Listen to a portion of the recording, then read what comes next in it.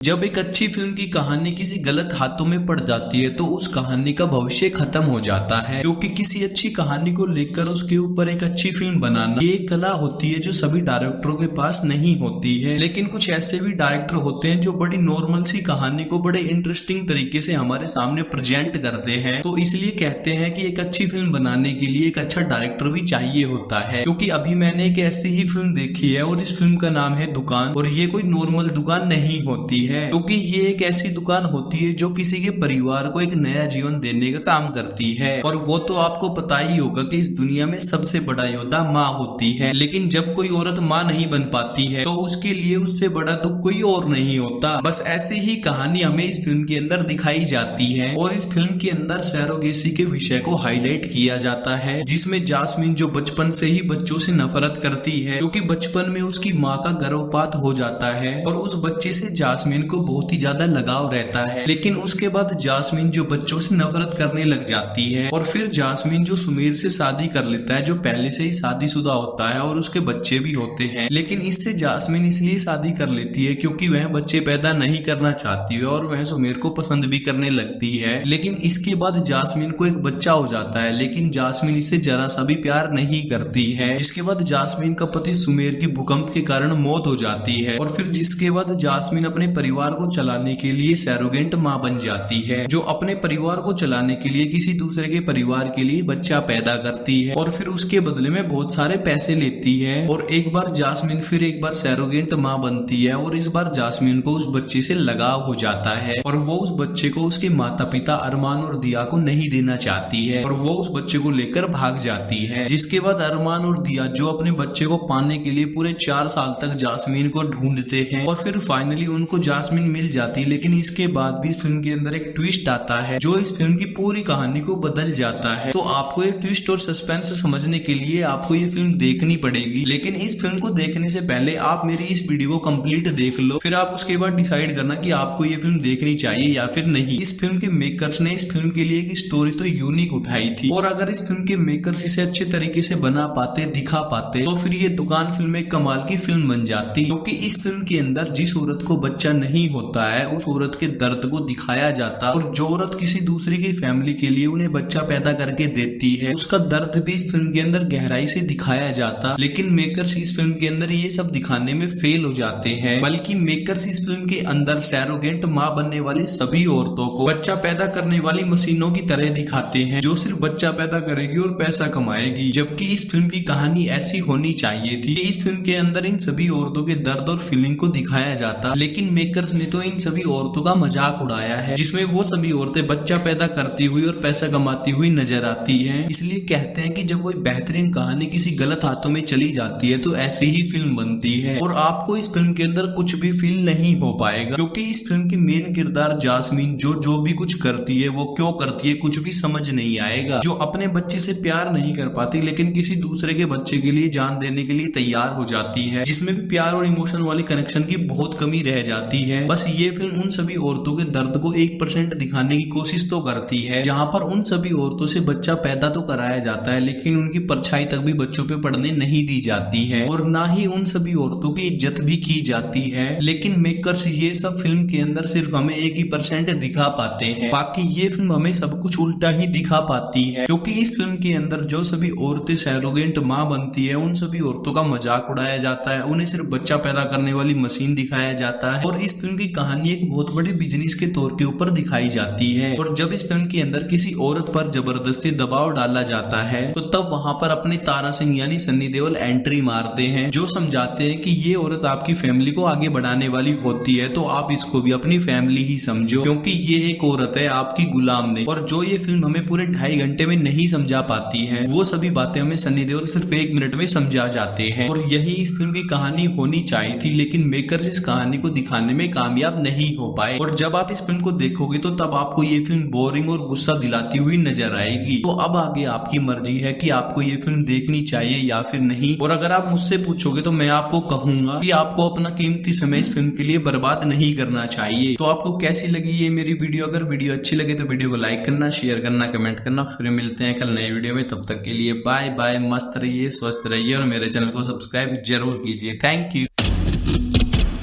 तो आपको ये ट्विस्ट और सस्पेंस